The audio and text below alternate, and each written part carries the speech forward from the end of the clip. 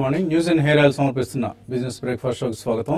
Asian markets లో ఈ ఉదయం ఒక వీక్ ట్రేడింగ్ ట్రెండ్ కనిపిస్తోంది. సో గ్లోబల్ మార్కెట్స్ లో ఇంకా మూడ్ నెగిటివ్ గానే ఉంది.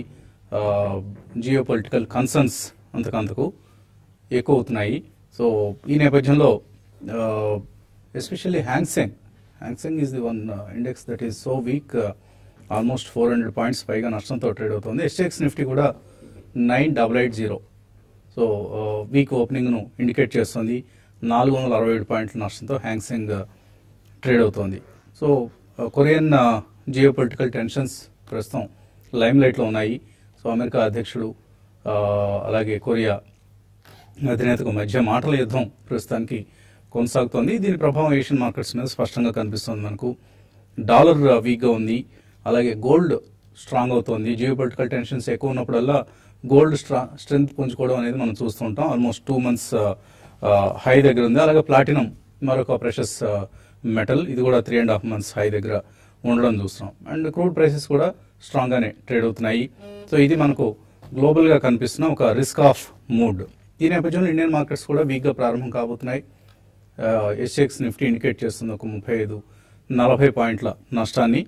సో మనకు ఇటు గ్లోబల్ క్యూస్ నెగిటివ్ గా ఉన్నాయి. మరోవైపు ఈ షెల్ కంపెనీస్ వివాదం మరింతగా మన మార్కెట్స్ మీద నెగిటివ్ సెంటిమెంట్ ను కనపరుస్తుంది. సో 331 షెల్ కంపెనీస్ తో పాటు లీవరేజ్ ఎక్కువగా ఉన్న కంపెనీస్, అంటే బాగా అప్పుల భారం ఎక్కువగా ఉన్న కంపెనీస్ మీద కూడా ఈ సెల్లింగ్ ప్రెషర్ అనేది అంతకంతకు ఎక్కువ అవుతుంది. ఎందుకంటే October 1st నుంచి మన రుణాలు ఎక్కువగా ఉన్న కంపెనీస్ కావచ్చు, any company for that matter. So ఈ కంపెనీలన్నీ కూడా వాళ్ళు ఏ రోజైనా ఇంట్రెస్ట్ పేమెంట్స్ లేట్ చేసినా, ఏ నెలకు సంబంధించిన ఇంట్రెస్ట్ అయినా కట్టకపోయినా, లేకపోతే ప్రిన్సిపల్ చెల్లించలేకపోయినా, ఆ కంపెనీలన్నీ కూడా తమ డిఫాల్ట్స్ వివరాలన్నింటినీ కూడా డిస్క్లోజ్ చేయాల్సి ఉంటుంది. సో అవి డిస్క్లోజ్ చేయాల్సిన పరిస్థితి రావడం అంటూ జరిగితే ఆయా కంపెనీలకు సంబంధించి మార్కెట్లో ఇమేజ్ తగ్గడం, నెగిటివ్ సెంటిమెంట్ నెలకొనడం, ఇటువంటివి జరుగుతాయి అనమాట. అందువల్లనే మనం లాస్ట్ ఫ్యూ డేస్ గా మనం చూస్తే Reliance communications, Suzlon, HCC, HDIL ఇలాంటి రుణాలు ఎక్కువగా ఉన్న కంపెనీస్ అన్నిటికీ కూడా, ఈవెన్ నిన్న కూడా మనం చూసాం సింటెక్స్ గ్రూప్ స్టాక్స్. సో రుణాలు చాలా ఎక్కువగా ఉన్న గ్రూప్ అది. Though fundamentally they are doing well, highly leverage companies అన్నమాట. సో ఇటువంటి కంపెనీస్ అన్ని కూడా నిన్న మొన్న ఆల్మోస్ట్ 16 to 24%, హెచ్డిఐఎల్ అయితే 24% తగ్గింది. మళ్ళీ అఫ్ కోర్స్ నిన్న కొద్దిగా try to come back, but still losses లోనే మనకు అనిపిస్తుంది గతంలో ఉన్న హైస్ తో కంపేర్ చేస్తే. సో ఓవరాల్ గా ఒక negative sentiment both in terms of shell companies, 331 shell companies and highly leveraged companies. So ఈ కంపెనీలకు సంబంధించి ప్రస్తుతానికి మార్కెట్స్ లో మనకు ఒక నెగిటివ్ సెంటిమెంట్ కనిపిస్తోంది. ఈ నెగిటివ్ సెంటిమెంట్ మరొక 2-3 రోజులు కొనసాగే అవకాశాలు ఎక్కువగా కనిపిస్తున్నాయి. ఎందుకంటే ఇవాళ రేపు మనకు ట్రేడింగ్ జరిగితే మళ్ళీ వరుసగా ఒక 4 ట్రేడింగ్ సెషన్స్ లో మళ్ళీ ఒక ట్రేడింగ్ సెషన్ మాత్రమే జరగబోతుంది. అంటే మండే రోజు 15th రోజు మళ్ళీ August 15th కాబట్టి హాలిడే ఉంటుంది. కాబట్టి కొద్దిగా ట్రేడర్స్ కాన్షియస్ గా పొజిషన్స్ తీసుకుంటున్నారు. అండ్ ఎవరు కూడా లాంగ్ పొజిషన్స్ ని క్యారీ చేయడానికి ఇష్టపడలేదు. ఎందుకంటే జియో పొలిటికల్ టెన్షన్స్ ఏ విధంగా ఉంటాయో తెలియదు. అలాగే సెబీ నిర్ణయాలు ఇంకా మరింతగా ఏమైనా నెగిటివ్ నిర్ణయాలు వస్తాయా? ఇప్పటికే కొన్ని companies like Jayakumar infra, Prakash industries, పార్సనల్ డెవలపర్స్, వీటిని కూడా షెల్ కంపెనీస్ గా సెబీ అనౌన్స్ చేయడంతో ఆ కంపెనీలు ఇప్పుడు శాట్ అంటే సెక్యూరిటీస్ అప్లైట్ ట్రిబ్యునల్ కి అప్లై చేసుకున్నాయి. సో శాట్ నిర్ణయం ఇవాళ రేపట్లో వచ్చే అవకాశం ఉంది. ఒకవేళ ఆ నిర్ణయం కనుక పాజిటివ్ గా వస్తే కొన్ని కంపెనీల మీద ట్రేడింగ్ నిషేధం ఏదైతే ఉందో దాన్ని ఎత్తివేసే అవకాశం కూడా ఉంది. ఇవన్నీ మనం ఈ వివరాలన్నింటినీ ఎప్పటికప్పుడు పరిశీలిస్తూ ఉండాలి. ఈలోగా రిజల్ట్స్ సీజన్ కొనసాగుతోంది. రిజల్ట్స్ లో మిక్స్డ్ ట్రెండ్ మనకు కనిపిస్తుంది. For instance bank of India positive గా నెంబర్స్ ప్రకటించింది. యూనిస్ ఇండియా నెంబర్స్ పాజిటివ్ గా వచ్చాయి.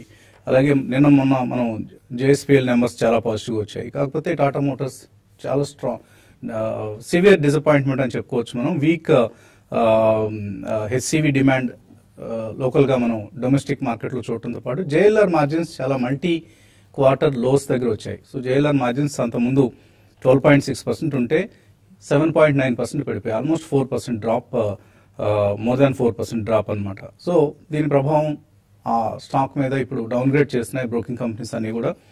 టార్గెట్ ప్రైస్ ని కొన్ని కంపెనీస్ అయితే మరీ పెసిమిస్టిక్ గా 380 రూపీస్ కి తగ్గించడం చూస్తున్నాం మనం. సో టాటా మోటార్స్ డిసప్పాయింట్ చేసింది. మనం వాల్యూ బైస్ గా ఇచ్చిన స్టాక్స్ లో కూడా కొన్ని, బాల్మర్ లారీ ఫర్ ఇన్స్టెన్స్ అంతకుముందు టాటా కాఫీ డిసప్పాయింట్ చేసింది. బామర్ లారీ రిజల్ట్ కూడా స్లైట్లీ వీక్గా ఉంది, మరి అంత it's not a negative surprise or something like that, but కొంత డిసప్పాయింట్ చేసింది. But India Nippon and national peroxide extraordinary results ప్రకటించాయి. సో అటువంటి స్టాక్స్ని మన ఇన్వెస్టర్స్ తరచుగా అడుగుతున్నారు కాబట్టి చెప్తున్నాం.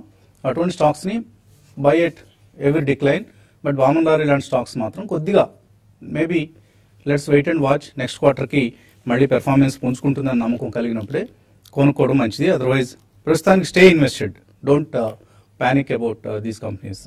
ఇంకా ఎల్ఎస్ ఏమంటున్నారు అడిగి తెలుసుకుందాం మార్కెట్ ట్రెండ్ గురించి. సో ఎటువంటి ట్రెండ్ వాళ్ళు ఎక్స్పెక్ట్ చేస్తున్నారు ఇంట్రాడే ట్రెండ్? ఓపెనింగ్ లో గ్లోబల్ క్లోజ్ చూస్తుంటే మార్కెట్ ఒక డిప్ క్లియర్ గా సూచిస్తుంది. ఒక 30 to 40 పాయింట్స్ వరకు ఒక డిక్లైనింగ్ ట్రెండ్ రావచ్చు. మార్కెట్ ఓపెనింగ్ లో చూస్తే కనుక 9860 దగ్గర అంటే 40 to 50 పాయింట్స్ దిగువన ఒక స్ట్రాంగ్ సపోర్ట్ కనిపిస్తోంది. ఇంట్రాడేలో ఒకవేళ 9860 కింద కనుక ట్రేడ్ అవుతేనే మార్కెట్ లో ఒక ఫర్దర్ కరెక్షన్ వచ్చే అవకాశాలు కనిపిస్తుంది. కానీ ఒకసారి నిన్న మార్కెట్ ట్రెండ్ గమనిస్తే కనుక 9900 దగ్గర ఒక స్వల్ప సపోర్ట్ కూడా తీసుకోవడం మనం చూసాము. ఇన్ఫాక్ట్ ఇది చాలా స్ట్రాంగ్ మేజర్ సపోర్ట్ కూడా. జనరల్ గా ఒకసారి నెక్స్ట్ ట్రెండ్ డిసైడ్ అయ్యే ముందు 9900 మేజర్ సపోర్ట్ కాబట్టి ఇక్కడ కొంచెం వాలటిలిటీ ట్రెండ్ అనేది మనం చూడొచ్చు. ఒక సైడ్ వేస్ ఎగ్జాక్ట్ ట్రెండ్ అనేది మనం చూడొచ్చు. ఒక కొంచెం స్టెబిలైజ్ అయిన తర్వాత మార్కెట్ ఏమాత్రం ఇవాళ రేపు ముఖ్యంగా కూడా చూస్తే కనుక వీక్లీ చార్ట్ కూడా జనరేట్ అవుతుంది కాబట్టి 9900 పైన కనుక క్లోజ్ అయిందంటే ఇవాళ స్ట్రాంగ్ రియాక్షన్ తర్వాత మార్కెట్ లో ఒక పాజిటివ్ ట్రెండ్ వచ్చే అవకాశాలు కనిపిస్తుంది. అలాగే బ్యాంక్ నిఫ్టీ చూస్తే కనుక 24300 దగ్గర చాలా స్ట్రాంగ్ సపోర్ట్ కనిపిస్తోంది. బహుశా ఈ లెవెల్ పెద్దగా ఇంట్రాడేలో అట్లీస్ట్ ఓపెనింగ్ సెషన్ లో యూరోపియన్ మార్కెట్స్ ఓపెన్ అయ్యే వరకు ఈ రెండు లెవెల్స్ నిఫ్టీలో కానీ బ్యాంక్ నిఫ్టీలో కానీ కొంచెం వీక్నెస్ ఫర్దర్ గా ఎక్స్టెండ్ అయ్యే అవకాశాలు అంతగా కనిపించట్లేదు. మార్కెట్ ఒక ఇంట్రాడే పుల్ బ్యాక్ తర్వాత 9900 పైన కనుక ఏమాత్రం క్లోజ్ అయిందంటే ఒక మైనర్ అప్ ట్రెండ్, ఒక రిలీఫ్ ర్యాలీ వచ్చే అవకాశాలు కనిపిస్తుంది. మనం లాస్ట్ ఒక 1 or 2 వీక్స్ గా చూస్తున్న ఒక ట్రెండ్ ని మనకు షార్ట్ టర్మ్ కరెక్షన్ గా అనుకోవచ్చు. ఇది ఇంకా బేరిష్ ట్రెండ్ అనుకోలేము, ఎందుకంటే ఇది ఇంకా first leg of A correction కాబట్టి. ఈ ఒకవేళ కనుక ఈ 2-3 రోజులు కనుక మార్కెట్ కొంచెం బాగా వీక్ గా క్లోజ్ అయిందంటే బిలో 9900 అప్పుడు సెకండ్ లెగ్ ఆఫ్ కరెక్షన్ లోకి వెళ్లే అవకాశాలు కనిపిస్తుంది. ఒకసారి మనం ఓవరాల్ గా చూస్తే కనుక ఈ కరెక్షన్ లో మనకి బయింగ్ ఆపర్చునిటీ కూడా వస్తుంది. ముఖ్యంగా ఏ సెక్టర్స్ అయితే ఈ ర్యాలీలో లాస్ట్ 6 months లో బాగా పెర్ఫార్మ్ చేసిందో, ఆటో యాన్సిలరీ కంపెనీస్ కానీ ప్రైవేట్ బ్యాంక్స్ కానీ లేదంటే మెటల్స్ కూడా చూస్తే కనుక ఈ 2-3 రోజులు కూడా బాగా స్థిరంగానే కనిపిస్తుంది. పెర్ఫార్మెన్స్ కూడా చాలా స్ట్రాంగ్ గా ఉంది. అలాగే హౌసింగ్ ఫైనాన్స్ కూడా చూస్తే కనుక ఇంకా కొంచెం ఈ కరెక్షన్ లో వాల్యుయేషన్స్ కూడా కొంచెం అట్రాక్టివ్ గా రావడం అని చూస్తున్నాం. అవి కూడా ఒక 10 to 20% వరకు చాలా స్ట్రాంగ్ కరెక్షన్ కూడా వచ్చాయి. కాబట్టి ఈ 4 సెక్టర్స్ ను ఒకసారి రేడార్ లో లిస్ట్ లో పెట్టుకొని ఒకవేళ మార్కెట్ కొంచెం స్టెబిలైజ్ అయిన తర్వాత ఈ 4 సెక్టర్ లో ఉన్న ఒక ఫ్రంట్ లైన్ ఒక మంచి ఫండమెంటల్ స్టాక్స్ ని నెక్స్ట్ 6 months షార్ట్ టర్మ్ కోసం తీసుకోవచ్చు. మీరు ఎటువంటి సలహా ఇస్తున్నారు ట్రేడర్స్ కి? ట్రేడింగ్ పరంగా లాస్ట్ ఫ్యూ డేస్ గా మనం అంటే ఎన్ని రోజులు మనం చూసాం, ఎవరి డిప్ లో బై చేసుకుంటే ఎవరి ఇంటర్డేలోనో లేకపోతే పొజిషన్ ట్రేడింగ్ పరంగా కూడా మంచి ప్రాఫిట్స్ అనేది మనం రావడం చూస్తున్నాం. అయితే లాస్ట్ ఫ్యూ డేస్ గా చూసుకుంటే మనకి మార్కెట్ ట్రెండ్ అనేది కంప్లీట్ గా రివర్సల్ అయింది. ఆ స్టాక్స్ ఇంటర్డేలో హెవీగా పతనం కావడం చూస్తున్నాము. నిన్నటి రోజు కూడా చూసుకుంటే మార్కెట్ చాలా వరకు రికవరీ అవుతున్నట్టు అనిపిస్తుంది. మళ్ళీ లాస్ట్ 1 hour లో చూసాము మనం ప్రైస్ కరెక్షన్ అనేది హై నుంచి స్టాక్స్ బాగా పడుతున్నాయి.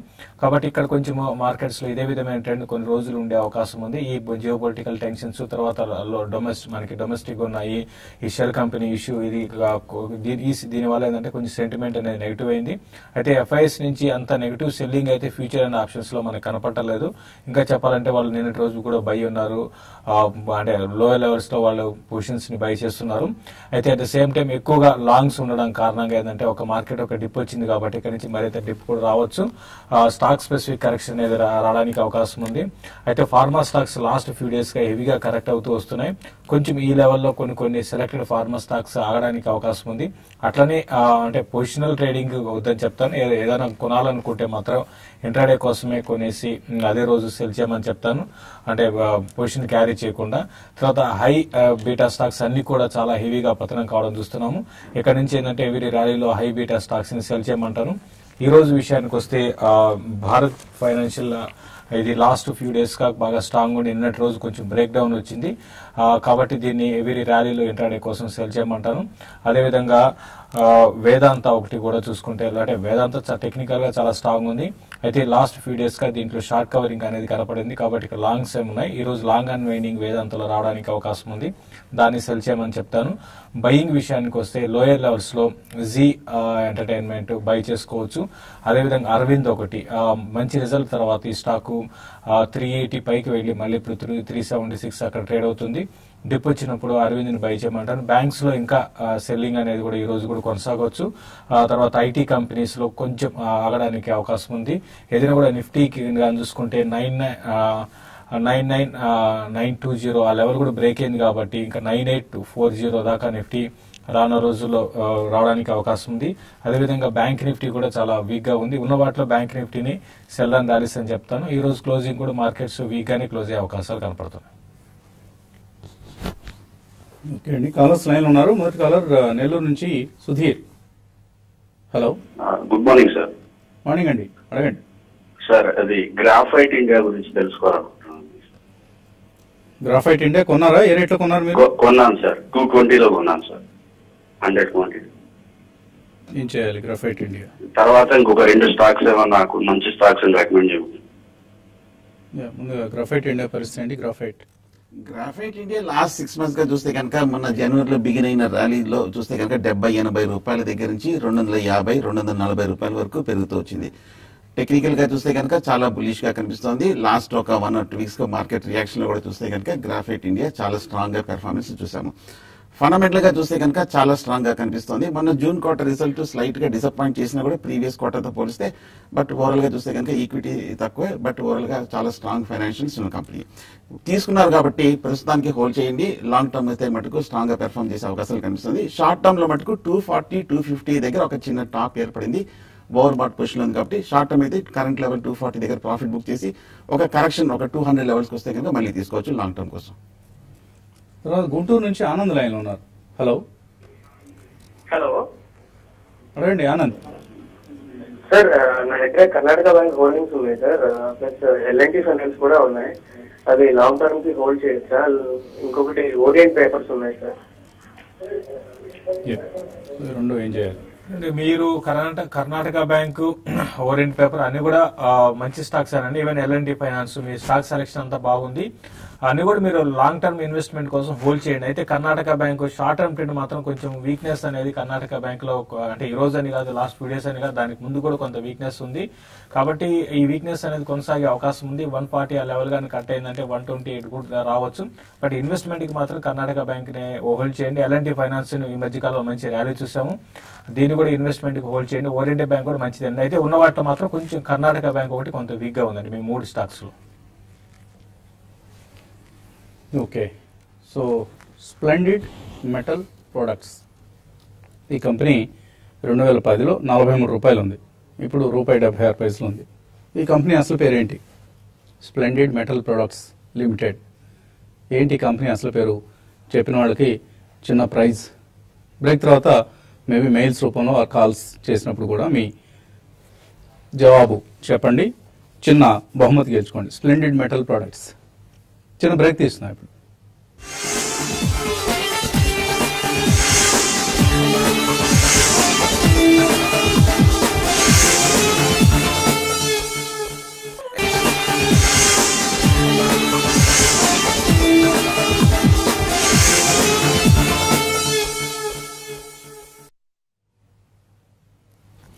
న్యూస్ అండ్ హెయిర్ ఆయిల్ సమర్పిస్తున్న బిజినెస్ బ్రేక్ఫాస్ట్ షోకి తిరిగి స్వాగతం. స్ప్లెండిడ్ మెటల్ ప్రొడక్ట్స్ ఈ కంపెనీ పేరేంటి, ఒరిజినల్ నేమ్ ఏంటి అని మనం అడగటం జరిగింది. సో శివప్రసాద్, అఫ్ కోర్స్ మా సాయి కూడా SMS చేశారు, అండ్ శివప్రసాద్, అలాగే నరేష్ కుమార్, గుడిసేవ, నరేష్ పాలడుగు, వీళ్ళందరూ మెటల్ ఈ కంపెనీ పేరు కరెక్ట్ గానే గెస్ చేసి, and they are either following this company for quite some time, or maybe మన సుందర్ శేష్ కూడా వెంటనే బ్రేక్ టక్కున అలా క్లోజ్ చేయగానే వెంటనే చెప్పేశారు ఈ సృజన మెటల్స్ కదా అని. సో ఒకప్పుడు వైభవంగా ఈ కంపెనీ, మరొక మిత్రులు శివప్రసాద్ అయితే సెంట్రల్ మినిస్టర్ కంపెనీ కదా ఇది అంటూ రాశారు. సో ఇందులో ఎంతమందికి ఈ షేర్లు ఇవ్వాలి, సుజనా మెటల్ ప్రొడక్ట్ షేర్లు ఇద్దాం అనుకుంటున్నాం, ఒక 100 షేర్లు గిఫ్ట్ అనమాట. ₹76 ఉంది ఇప్పుడు. సో మన సెంట్రల్ మినిస్టర్ గారు చాలా ఒక ఎంత ఘనకార్యం సాధించారంటే కంపెనీని, ఎక్కడో ఉన్న కంపెనీని తీసుకెళ్లి కింద పాతాళంలో తీసుకెళ్ళగలిగారు. సో ఆయన ఇంకా కంపెనీనే ఒక నిర్వహించలేని మనిషి, ఆయన ఎక్కడో కేంద్ర మంత్రిగా పదవి బాధ్యతలు సమర్థవంతంగా వెలగబెడతారని మన ముఖ్యమంత్రి చంద్రబాబు నాయుడు గారు ఏ విధంగా నమ్ముతున్నారో తెలియదు. మోడీ గారి కంటే సరే ఎక్కడో చంద్రబాబు రికమెండేషన్ కాబట్టి తీసుకెళ్లి క్యాబినెట్లో పెట్టుకున్నారు. బట్ అసలు చంద్రబాబు గారికి తెలీదా ఈ సంగతి అంతా? ఆయన అంతటి నిర్వాకాలు వెలగబెట్టాడు. మరో కంపెనీ ఉందండి, న్యూఆన్ టవర్స్. ఇవన్నీ ఎవరో ఎక్కడో ఏదో కంపెనీ అనుకుంటారు. కోర్స్ బాగా ఫాలో అవుతున్న వాళ్ళు మన మిత్రులందరూ, స్నేహలత, రాజు, సుకృత, వీళ్ళందరికీ తెలుసు ఈ కంపెనీ ఫలానా అని. కానీ మన చంద్రబాబు గారికి ఈ సంగతి తెలుసా? అసలు ఈ కంపెనీల పేర్లు మార్చేసి చివరికి బోర్డులు తిప్పేసి రేపు ఈ కంపెనీలన్నీ కూడా నేషనల్ కంపెనీ ఆఫ్ లా ట్రిబ్యునల్కో బ్యాంక్రప్సీ కోర్టు కిందకో రావాల్సిన కంపెనీ, షెల్ కంపెనీస్ కింద లెక్క అసలు ఇవి. సెబీ జాబితాలో రాలేదు, బహుశా గురుగారు మేనేజ్ చేసుకుని ఉండొచ్చు. కానీ ఇవన్నీ కూడా షెల్ కంపెనీస్ అండి. ఏమి లేదు ఆ కంపెనీలో. ₹441 వెళ్ళింది న్యూఆన్ టవర్స్, ₹4 వచ్చేసింది. అంటే ఏమైందండి, కంపెనీ పూర్తిగా తుడిచిపెట్టుకుపోయింది. షేర్ హోల్డర్స్ మొత్తాన్ని సర్వనాశనం చేసిన మనిషి. అలాగే బ్యాంకులన్నింటినీ ఆయన తీసుకున్న లోన్స్ అన్ని ఎగ్గొట్టిన వైనం. ఇంకా ఆయన ఏ నైతిక బాధ్యతతో ఈ దేశానికి ఒక కేంద్ర మంత్రిగా మనుగడ సాగించే అర్హత ఉంది ఆయనకి? ఏమాత్రం నైతిక విలువలు ఉన్నా కూడా వెంటనే రాజీనామా చేసి, రాజ్యసభ సభ్యత్వాన్ని కూడా పక్కన పెట్టేసి రాజీనామా చేసేసి ఇంట్లో కూర్చోవాలండి. ఎందుకంటే దేశానికి రేపు మన సైనిక సోదరులకి కావాల్సిన రక్షణ అవసరాలకు అవసరమైన సామాగ్రి కావచ్చు, తుపాకులు కావచ్చు, ఆ ఇతర సామాగ్రి కావచ్చు, వీటన్నిటినీ మన ట్యాక్స్ పేయర్స్ మనీతో మనం చెల్లించాల్సిన బాధ్యత ఉంది. సో ట్యాక్స్ పేయర్స్ మనీని ఇటువంటి పెద్ద మనుషులందరూ కొలగొడుతున్నారు బ్యాంకుల నుంచి లోన్స్ తీసుకొని. సో అదే లోన్స్ కనుక వాళ్ళు తిరిగి పే చేయగలిగితే చాలా అవసరాలకి, not just for our defence requirements, irrigation ప్రాజెక్టులు చేసుకోవచ్చు. మన దేశానికి అవసరమైన వెనుకబడి ఉన్న దేశం మంది. సో వీళ్ళందరూ ఇంకా ఇటువంటి లోన్స్ ఎగ్గొట్టే ప్రయత్నంలో ఉన్నారు. కాబట్టి వాళ్ళ పర్సనల్గా వాళ్ళ ఆస్తులకి ఎటువంటి డోకా లేదండి. ఎవరైనా ఇన్వెస్టిగేట్ చేస్తే మా మీడియా మిత్రులు కానీ even we're also ready to investigate. So చేస్తే ఆయన పర్సనల్ ఆస్తులు ఎంత ఉన్నాయో మాకు తెలుసు. కానీ కంపెనీలు మాత్రం దివాలా పట్టిస్తారు, బ్యాంకులకు మాత్రం ఎగ్గొట్టేస్తారు. సో ఇది ఈ పెద్ద మనుషుల నిర్వాకాలు. ఎంత చెప్పుకున్నా తక్కువే. సో మన మిత్రుల్లో ఒకళ్ళకి మాత్రం మేము డ్రా తీసి ఈ సుజనా మెటల్స్, సో ఆ కంపెనీ షేర్లు ఇవ్వటం అనేది మాకు కూడా సుతరాం ఇష్టం లేదు. కానీ యాజ్ ఏ సింబాలిక్స్ జెస్చర్ చాలా వస్తున్నాయి మెయిల్స్, వరుసగా ఒక 20-25 మంది పంపించారు దీన్ని. So thank you all. అలర్ట్గా ఉండండి అని చెప్పడం ఈ మొత్తం ప్రహసనం వెనుక ఉన్న రహస్యం ఏంటంటే, అలర్ట్గా ఉండండి, ఇటువంటి కంపెనీస్ని ఆమెల దూరంలో పెట్టండి, జాగ్రత్తగా ఉండండి అని చెప్పడమే ముఖ్య ఉద్దేశం. సో ఒక చిన్న కొంచెం కామెడీగా మాట్లాడుకున్నా కూడా, సెటైరికల్గా మాట్లాడుకున్నా కూడా అసలు విషయం మాత్రం ఇదండి, దయచేసి గమనించండి. ఇక మరొక కాలర్ లైన్ ఉన్నారు, పీలేరు నుంచి Ramesh. Hello, good morning Vasant గారు. ఇది శేషర్ గారిని అడగండి. అరవింద ఫార్మా కాల్ ఆప్షన్ పెట్టానండి నిన్న. 800 స్ట్రైక్ ప్రైస్ 4.75 రూపీస్ లో కొన్నాను. ఓకే, 4 లాట్లు ఉన్నాయి సార్. ఒకసారి ఓవరాల్ గా ఫార్మా ప్యాక్ బాగా నష్టాల్లో ఉంది, ఇంక్లూడింగ్ అరవిందో ఫార్మా. రిజల్ట్ కూడా అనౌన్స్ చేసిందండి. ఉన్న వాటిలో అరవిందో ఫార్మా చాలా మటుకు స్ట్రాంగ్ గా ఉందని చెప్పొచ్చు. అయితే నిన్నటి రోజు దీంట్లో ఒక కరెక్షన్ అనేది చూసాము. 680 జోన్ అనేది దీనికి సపోర్ట్ అండి. ఒక పుల్ బ్యాక్ ర్యాలీ అనేది ఈ రోజు రావచ్చు. వచ్చినప్పుడు మీరు కవర్ చేసుకోండి. ఇప్పుడు ఎందుకంటే ఓవరాల్ ఫార్మాకి ఎంత మనకి స్ట్రాంగ్ స్ట్రెంత్ అనేది కనపడలేదు. కాబట్టి మీ కాల్ ఆప్షన్స్ ని మీరు క్లోజ్ చేసుకోమని చెప్తాను. రిజల్ట్ పరంగా ఓకేనండి. అంటే మిగతా అదర్ ఫార్మాతో కంపెనీతో కంపేర్ చేసుకుంటే బాగానే వచ్చింది. అయితే ఓవరాల్ సెంటిమెంట్ అనేది ఫార్మా సెక్టర్ కింద అన్నట్టుగా బాగాలేని కారణంగా ఈ స్టాక్ లో కరెక్షన్ చూసాము. కాబట్టి ర్యాలీస్ లో మీరు ఎగ్జిట్ కాండి. 680 అనేది చాలా స్ట్రాంగ్ సపోర్ట్. ఇక్కడ నుంచి స్టాక్ పెరగడం స్టార్ట్ అయితే 702 అండ్ 720 లెవెల్స్ టెస్ట్ చేయించండి. ఓకే అండి, తర్వాత కాలర్ లైన్ ఉన్నారు, కిరణ్ హైదరాబాద్ నుంచి. హలో. హలో రండి కిరణ్. ఓంకార్ స్పెషాలిటీ ఒకటి తీసుకున్నానండి. ఇంకొకటి జీపీ పెట్రో అంటే Gulf petro lubricants company. So ఈ రెండిట్లో ఒక దానిలో ఓంకార్ లో 20% లాస్ ఉంది, గల్ఫ్ పెట్రోల్ లో ఒక 10% లాస్ ఉంది. ఇప్పుడు యావరేజ్ చేయొచ్చు అంటారా, లేకపోతే వేరే స్క్రిప్ట్స్ మూవ్ అవడం బెటర్ అంటారా? Gulf petro I have not seen the result అండి, because this was a value buy కింద మనం రికమెండేషన్ ఇచ్చినట్లు గుర్తు.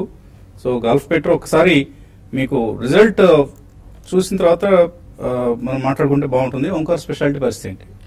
ట్రెండ్ బాగా వీక్ గా కనిపిస్తుంది ఈ మధ్య కాలం చూస్తే కనుక Omkar speciality. In fact bull market లో కూడా చూస్తే కనుక పెద్ద పెర్ఫార్మ్ చేయలేదు. ఈ స్టాక్ కూడా బాగా కరెక్షన్ డౌన్ ట్రెండ్ ఉంది. మొన్న రిజల్ట్స్ కూడా చూస్తే కనుక ఓంకార్ స్పెషాలిటీ బాగా డిసప్పాయింట్ చేయడం కూడా మనం చూస్తున్నాము.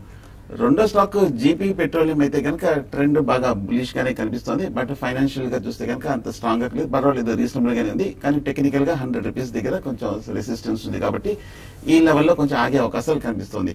నా ఉద్దేశం ఈ రెండు స్టాక్స్ ని ఏదో ఒక ర్యాలీలో వస్తే కనుక కొంచెం మీడియం గా కనిపిస్తుంది కాబట్టి జీపీ పెట్రోలియం కూడా నా ఉద్దేశం ఎగ్జిట్ అయిపోయింది రెండు స్టాక్స్.